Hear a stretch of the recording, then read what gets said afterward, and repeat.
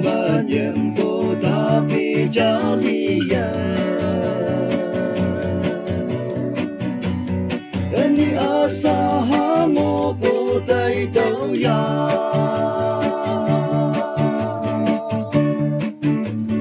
Obunyi nyudi ya asai tadi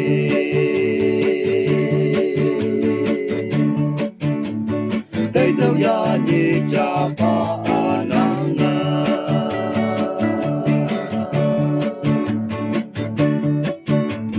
Sambuga tonga yong mo wang te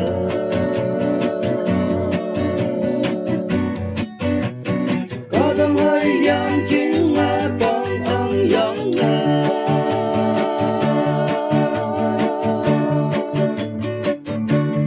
Sida dai hau ya ong ka mo ya pu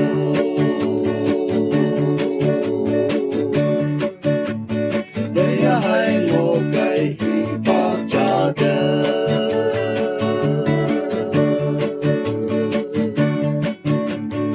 Asahi ka dong mo wan de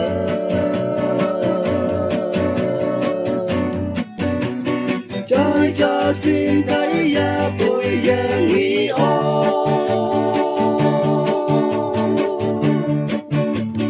Quang ai ta tốt đã u đâu ya lệ hù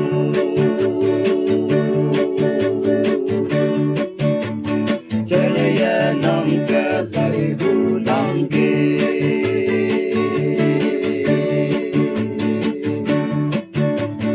Đi quay quang kỳ nhớ phi lăng tu kỳ